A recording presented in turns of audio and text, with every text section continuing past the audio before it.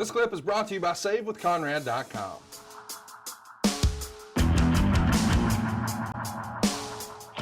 Next up, we've got the cage match here. As a reminder, the Authority has made it to where all the chips are stacked against Randy Orton here, including them naming Kane as the gatekeeper for the cage match. They get a ton of time, 21 minutes and 1 second.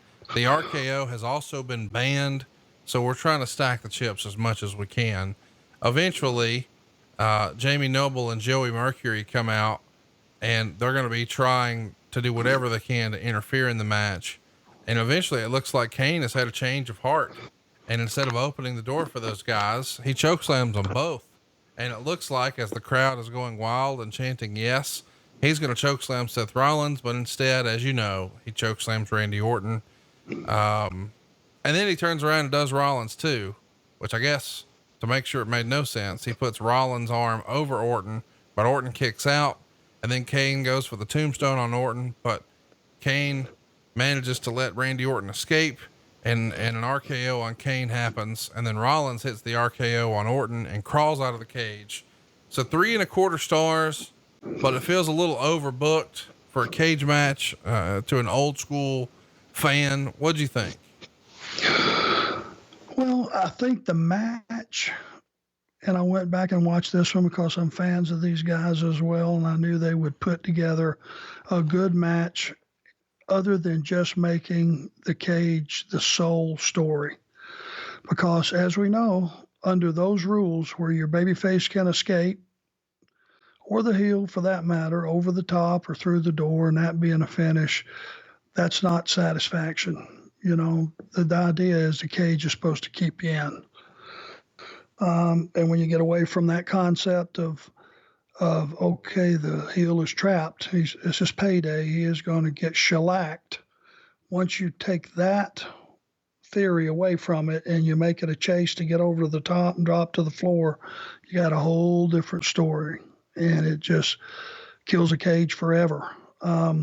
But I think there was a lot of spots, like there was a climb up and Randy got knocked off back into the ring. Seth jumped off and he clipped him in the face with a jumping knee that looked incredible. There was a superplex by Randy when they were both up top back into the ring. All the stuff that was really building violence-wise without, again, bleeding. Would have been nice to have someone bleeding in this match. But I think they built it right. Once J&J came down, I think them climbing and getting knocked off added to some of the excitement. And when you got down to the finish, Kane chokeslamming both kind of tells me, if I'm really following the story, wouldn't his ass been in a sling with the Authority? Yeah. Chokeslamming Seth. Don't know if that got followed up properly. But the fact is, the thing that kind of bothered me more than anything else, and I'm sure they had the instruction to do this, is when the RKO was barred. But was it crystal clear and made crystal clear that the hold was barred for both guys? No, of course not. Or just for Randy? Yeah, it seems like just for Randy. Okay. Because that's what I thought. But there was an argument amongst the announcers with King taking the slant that, okay, the hold was barred. That meant for anybody.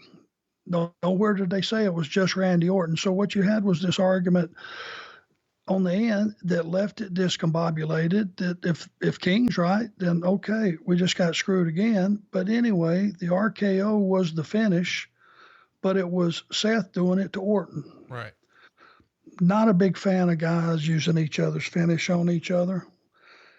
But in this case, all it did was strengthen the RKO because that's what Randy uses for a finish, and it was strong enough to beat him. So once you sort through all the layers of the confusion, I think if the RKO got an added bump by it beating Randy, then you probably achieved the right thing. And I know that all the excitement and how hard the guys worked, to really beat themselves up inside that cage, and the run-ins and Kane's involvement, which Kane looked like a monster. He just looked like a monster in a suit. on the end of this thing. He was creaming both guys, but it just makes you wonder. You'd have to go to the next Raw and find out, okay, what were the ramifications of Kane doing that? Was there any? Did they just blow past it? What would the story shake out to be? But it was a very good match. And I think it was a very good show, to be honest with you. If I look at it across the board, one of the better shows. Hey, it's Conrad Thompson. Thanks for checking out the podcast here on YouTube. Be sure to hit the subscribe button and the notifications bell so you get a notice anytime we upload some new content. And go save yourself some money right now. If you're in a 30-year loan or you have credit card debt, it's not a matter of if I can save you money. It's a matter of how much. Find out right now for free at SaveWithConrad.com.